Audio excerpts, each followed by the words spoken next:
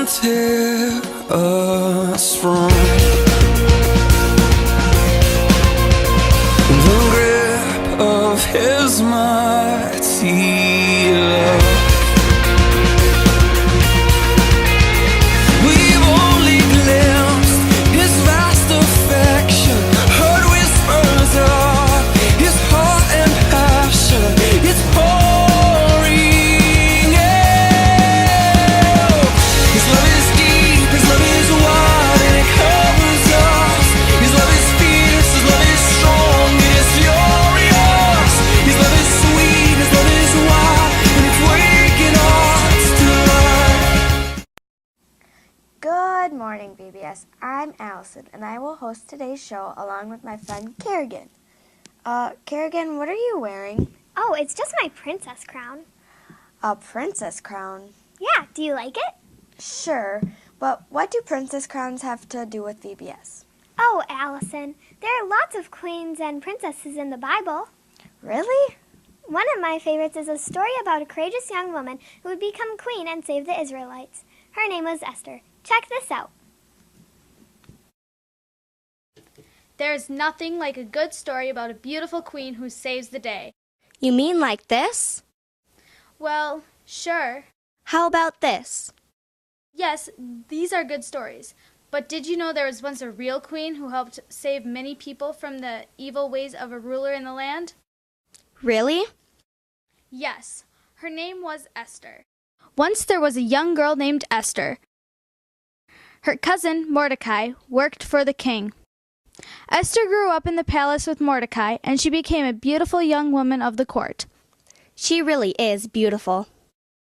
The king noticed her rare beauty and asked her to be his queen. Now, Esther and Mordecai were Jews, and many people did not like Mordecai or the Jewish people.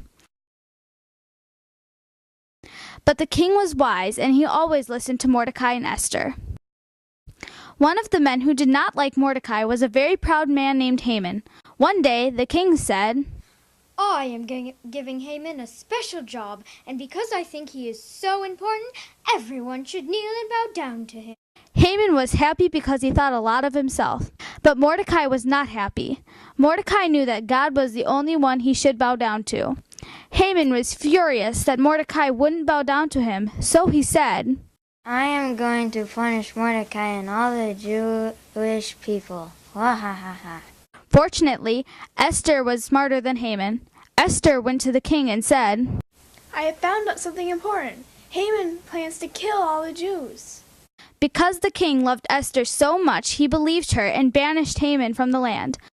Once they knew that Esther had saved the day, the people cheered. Hurrah for Queen Esther! Because the king loves her. We are saved. Yay! And they lived happily ever after. I'm so glad that Queen Esther was brave enough to speak out against the evil Haman. That's right. She is a great role model for all of us princesses out there. It is always good to have people out there who will serve as role models for the rest of us.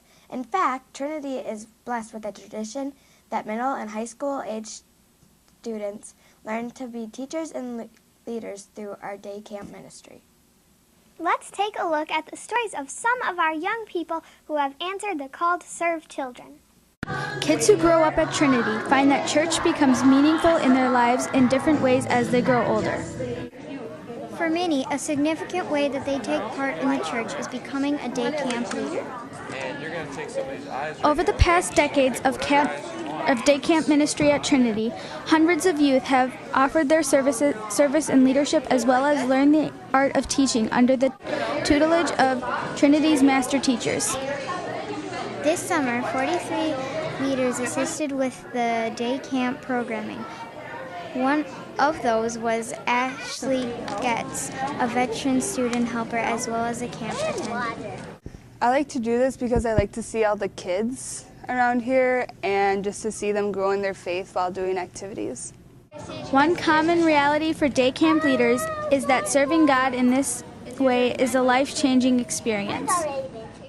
It impacts my faith, especially with the kids, just like being with them and doing activities with them. I actually learn more from them and with the people that I work with.